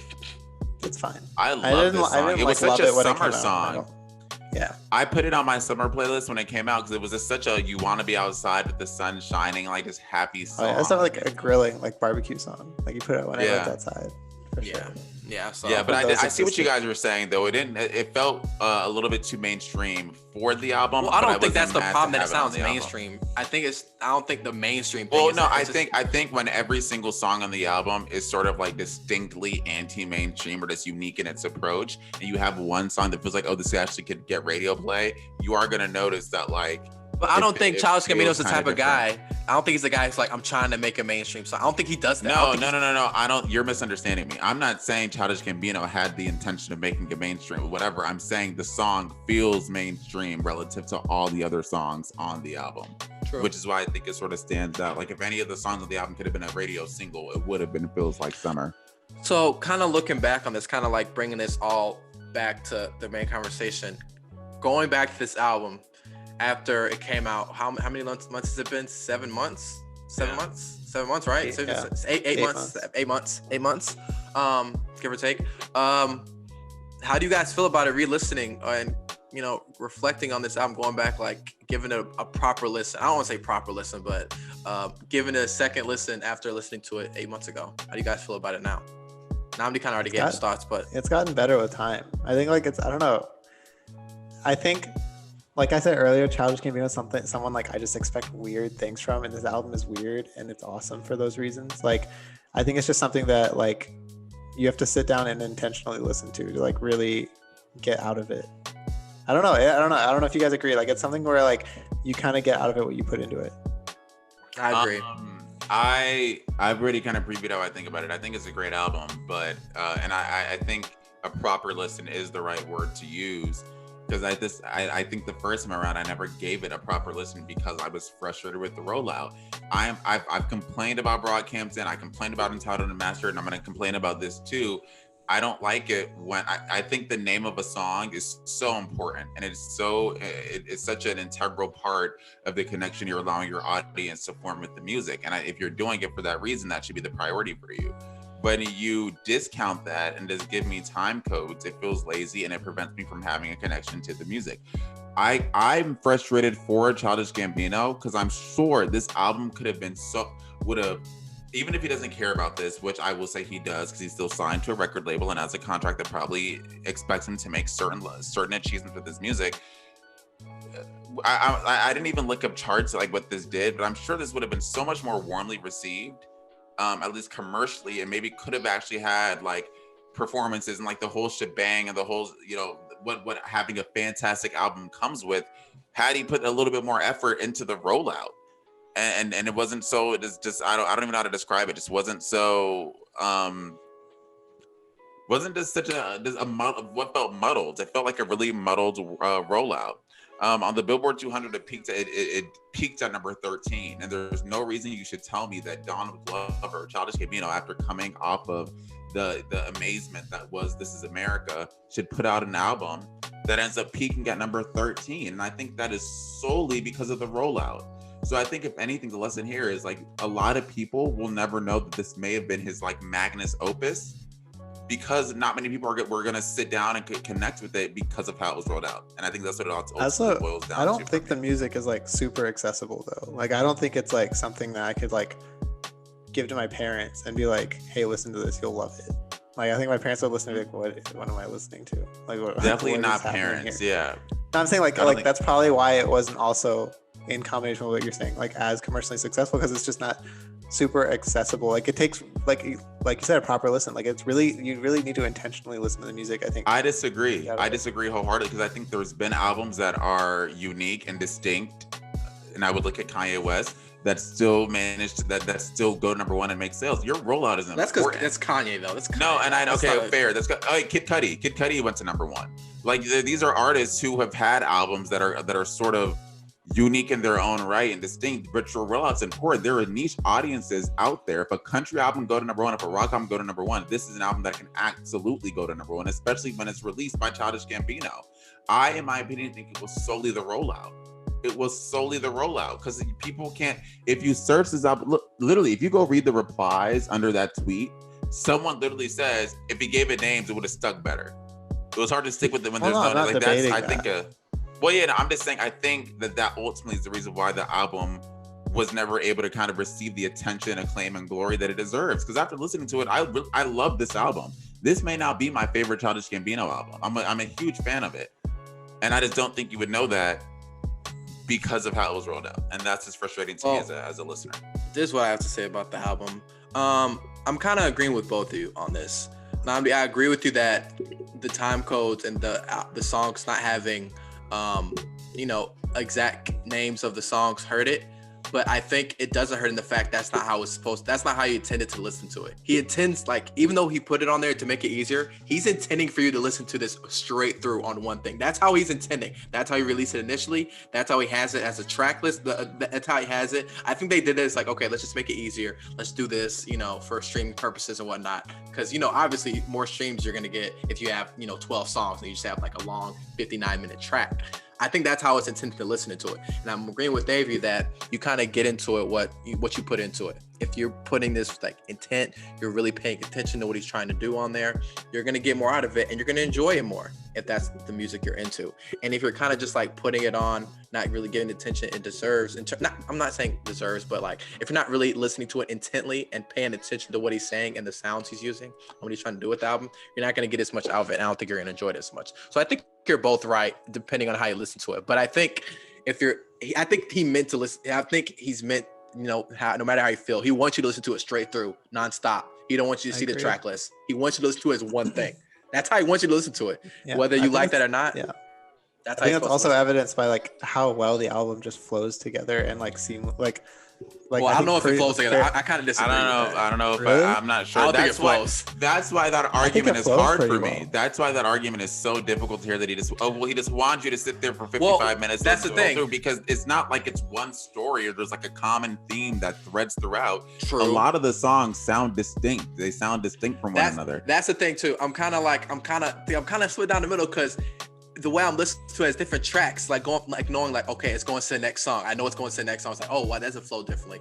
But I guess if you listen to it one way through like that, you kind of can't decipher it anyway. So I think it kind of depends on how you prefer to listen to it. I think most people are going to prefer to listen to it like the track by track thing. Yeah, I think they're woven together pretty well. And I think that's like credit to his producer. What's his name? Ludwig Göransson, I think is the guy's name. Ludwig Göransson. He did Black Panther. Awaken My Love. Yep, Black Panther. He's doing The Mandalorian right now, I think. Yep, he's great. Yeah, he's great. Incredible. He's great. I think the album shines because it experiments with sounds and harmonies and production and does it all successfully. Yeah. If there was an intent for me to listen full through, then I think I go back to my laziness point. Then give me something that can make me want to listen through it. Give me an accompanying visual. Give me a message, a customized message saying, hey, this is meant for you to listen full through. You have to give me a little bit more to work with. But I think the rollout for this ultimately hurt it more than it helped it. I think he's counting on his artists. I think it's counting on his listeners to be smart enough. Not smart enough, but I guess he's counting on his artists. I'm not saying smart enough, but I think he's counting on his listeners to be like, I don't have to tell you for you to figure out. And then again, I would disagree with that. There is literally no evidence to support that he wanted us to listen to this, other than how it was titled. But I get why we're assuming that way. Well, because he released it that way. But I want to say, and then brought it down 12 hours later, then uploaded it to streaming services 1 week later. So to me, it's almost like, is it that, or was there a dispute with the label, and that's why he had to release it that way? That's where my head goes. So for me, had he done this before, had there been a precursor to this that was similar, had there been a statement saying, artists have said this album is meant for you to listen to start to finish. There's artists who've said that upon release. Had there been something hinting me towards that? Nobody released it as one track. Nobody released it. But artists say that, but nobody released it as one track. But no, he didn't. Again, 12 hours gone, then it was more of a traditional track by track thing. So I would argue that he barely even released it as one track. Like to me, it asks the question, what really was the reason behind that? Again, I don't think there's anything wrong with it. I just think it hurt him more than it had to, especially off of the year that he was having. That's all. Yeah, that's all. The years prior to this, yeah. Hey, let's end this bad boy because I know we're probably hitting a minute 30. Everyone, since this isn't a review, this is a deep dive. Why don't we just do our final takes and maybe even how can we phrase this question? We'll just do final takes. Well, no, beyond, but I want your final beyond, how you just feel about the album. How do you think it will shape his legacy, the legacy of Childish Gambino? Well, I don't know if it changed his legacy that much because I don't know if it's like, man. Or how do you think it'll be ultimately remembered within his career? Maybe that's a better way to shape it. Interesting. I kind of see this as like, this kind of leads up, even though it's not my personal favorite Childish Gambino project, personally, my personal favorite's because of the internet. It definitely feels like a definite evolution of him as an artist coming from Camp, Because of the Internet, Awaken My Love to this. It kind of feels like he's pulling elements. He pulled elements from every one of those albums kind of for the most part and putting into that. So I feel like it's a good evolution. Whether you like it or not, or how much you love it compared to other albums, that's kind of up to you. But I think I enjoy it. I enjoy it. There's definitely moments I enjoy more than others. I definitely respect the sounds he's doing. I won't call it bad. I'm not going to say this is bad, but definitely some parts are I'm less interested in, less less interested in hearing what he's doing compared to other parts. Is what I have to say about the album for me. So yeah, I think Childish Gambino fans will appreciate it though. I'm a Childish Gambino fan. I appreciate it. Whether people like it or not or love it, that's up to them. But I think Childish Gambino fans will appreciate it. I don't think it'll definitely hurt us. Like, it just adds to it. He's that kind of guy. Every album's different. It'll add to his legacy. Yeah, I think about like the legend and like the story of Donald Glover and Childish Gambino as an entertainer that I've enjoyed for years, like maybe even into like middle school, like years. I think this is just another like aspect of all those things we talked about before, where it's like, oh, I loved Because the Internet, like that came out this time in my life, or Camp came out this time in my life, or he did like Star Wars at this time, or like I loved season 1 of Atlanta was like a like I don't, for me, randomly like a big part of my freshman year of college. Like it's just one of those things where I'm like in 2020, he came out with this album. He did it in this really weird way, and I really enjoyed it at the end of it. Nnamdi. Oh yeah, completely agree with both of you. I think I've listened to Avery like you and Noah. I've been a long time Childish Gambino fan, and I feel like this will probably be. It makes sense to me why he would call this his best album, because it feels like a magnum opus in some sorts. Like it feels like the culmination of what he's kind of progressed to between all of his albums. Makes sense that we're here now. I think before it was just subtle shifts stylistically with like Camp and before the internet and Kawhi. But I think with Awaken My Love, he officially embraced. Yeah, I think with Awaken My Love, he officially embraced like a newer sound and a newer style, and has continued going down that path. Even though this does feel a little bit closer to some of what more of the traditional aspect of what he's done before. But I think ultimately will be remembered really well in his career. And I think I just get so heated about the rollout because it is an amazing album, and I just hate that I wouldn't have known that, So I don't know. Like I'll just say I agree with all of you, and that this will be warmly remembered in his legacy. And I think it'll, especially with music moving forward, we'll continue to see him like reject all any like notion of being put into a genre, continue to experiment with different sounds, and allow us to see him as the multifaceted artist he really is. So I don't know. That's what I'll say about March 15th, 20. I was very excited to see his tweet saying that like his next one's gonna be even better. Like I thought this was the last. Well, no. Remember, he didn't say that. He didn't say that. He said this tweet's my best. The next one will be my biggest.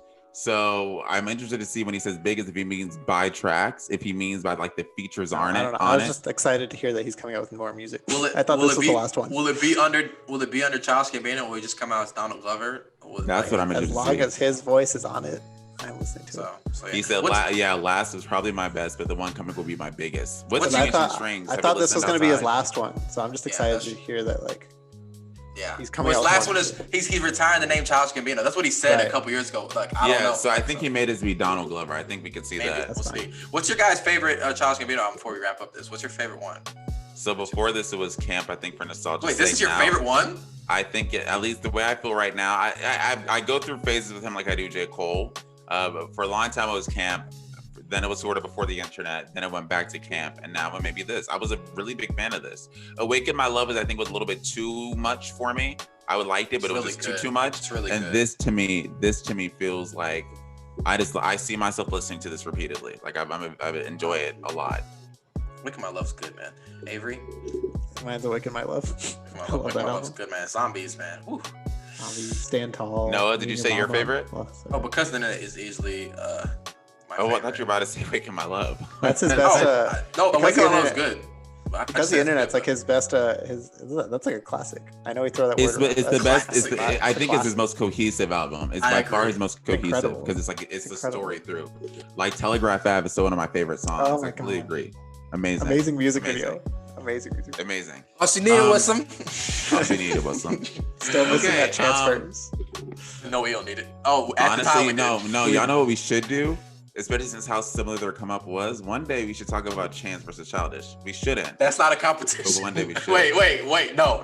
We're not going to talk about that. No. I felt for a long time when people just did that musically, a lot of people were like, even though Childish, of course, was like bigger, but as far as like they were both like the different guys who like did a rap but weren't doing like, they weren't huge yet. A lot of, in my head, they were always in like the same ecosystem. I don't think so. I think Chance the Rapper just has a weird voice.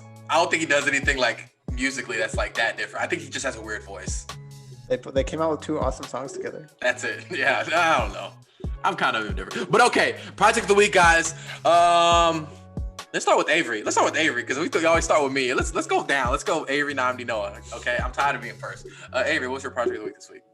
Brandon Bakes by Maxo Cream is, I think, his last album. It's such a great album. I have that one song, Meet Again, saved on one of my playlists, and that like came on, and I love that song. I think I know it like word for word. So then I just like was like, I haven't listened to this album in a while, so I just threw it on. It slaps. It's awesome. A banger. The album's incredible. I'm not gonna lie. Great features. He's such a good rapper. I think Meet Again is still the best track, even though it's the intro. That song is so amazing. It's incredible. Wow. Doesn't get old. Does not get old. I liked She Live, the song you did with Meg. I know that may not be. That's like my favorite Meg Thee Stallion feature. It is on there. Too. It is on there. Oh, is that on that album? Yeah. Big fan of that. That's my favorite Meg Thee Stallion feature too. She killed that too. I told Childish Gambino's Camp. Like I just said, Camp was my favorite album for a long, long time, and I think it's because the nostalgia in high school was like my favorite album. So that kind of it came out. I think my freshman year of high school or sophomore year of high school. Bonfire's on that album, right? Bonfire's on that album. Awesome. You See Me's on that album. Kids is on that album. Heartbeat is on that album. Backpackers is on that album. So there's a lot of standout tracks that I love. Many of which will probably be on our playlist this week. And I chose it because there's such a distinct difference between Camp, which you can kind of see that he was, even though he was experimenting with some sound, he was definitely trying to be a rapper, versus now where I feel like he's an artist, you know. Either way, still love. Rappers love to say that. I'm not a rapper, I'm an artist. People love to say that. I think your music has to say that for you. No, people love saying that. I'm not a rapper, I'm not a rapper, I'm a rock star. It's like, shut up, bro. Our resident rapper. Okay, Lil Uzi, we get it. Lil Uzi, we get it. Our resident rapper, Nnamdi Ogunwu, just said it. I know, and you know, with my music specifically, we'll save that for a different pod. Say that for a different time. Next week we're gonna review Nnamdi's EP. Yeah, no, we are. Stay tuned. Hey, stay tuned. We might actually do that. My project of the week is RTJ4. I just cried all the reviews. RTJ4 by Run the Jewels. Listen to that. A classic, perhaps. Okay, see. It could be. This album is incredible. This album, oh my god, potential. It has classic potential. This album, guys, I will tell you. I don't know how Run the Jewels does it, because every year they release an album, it's basically the album of the year. But this album right here. Can I give you? This can album, I give you homework? This album is unbiasedly, like, I don't think I listen to it the most, but I think listen to it like without any bias. I think it is the best album this year. I think I'm not lying, like without bias in terms of this album is no sleepers. It goes through, and then you listen to what they say the whole time. But then when you listen to what they saying, look at all these slave masters posing on your dollar. Look at them, Jules. Run the Jewels, Mike, Killer Mike. 2 Chainz drops the classic. I bought a hot dog stand because I'm trying to be frank. Listen to Walking in the Snow. Listen to Just. Listen to Ooh La. And listen to our review. It was our first episode of the 97 Demo podcast. That was our first review. Review of RTJ4, Run the Jewels. Okay, well, cool. I think that does it for us this week. Thank you guys for listening. If you're still here, this is a good episode. I think we honestly may even have more reviews, deep dives, and reflections scheduled over the next couple of weeks. So the year's wrapping up. I'm really excited about how the year ends in terms of how our top albums. Who's gonna be our surprise drop? I hope we get one. Sorry. Isaiah Rashad. I'm praying Kendrick, Isaiah Rashad. No Kendrick, Rihanna, but Isaiah Rashad. I'm praying Isaiah Rashad. I am praying for this man to drop an album. I am praying for this man to drop an album. What's funny about Rihanna is I remember this time last year having the exact same conversation. She ain't dropping. Well, the thing is, Rihanna is a billionaire. She ain't dropping. Isaiah Rashad needs to drop an album because he need to make money. Come on, bro. Like, we need it. Yeah, true. Different. They different levels now. SZA gonna drop. Baby Keem potential album this year. Maybe he'll drop some. He already has 2 singles. 2 singles. Did he not do an EP? Did he not do an EP? It was just 2 songs. And he's an XXL freshman. So he's an XXL freshman, and he signed to PG Lang, Kendrick's, not label, but I don't know what's Imprint. I think it's a label. It's like Imprint. It's something. It's something. And maybe you'll see him on our playlist this week. So make sure to check out our 97 Demos, which is our playlist each week of new releases as well as music we've discussed in this podcast. It'll be out on our Twitter page tomorrow, and you can find it on Spotify, whatever, to search 97 Demo, and it will typically everything except title. Everything except title, because we can't afford that yet. But that does it for us this week. Like, subscribe, share, all that fun stuff, and we will see you here next week.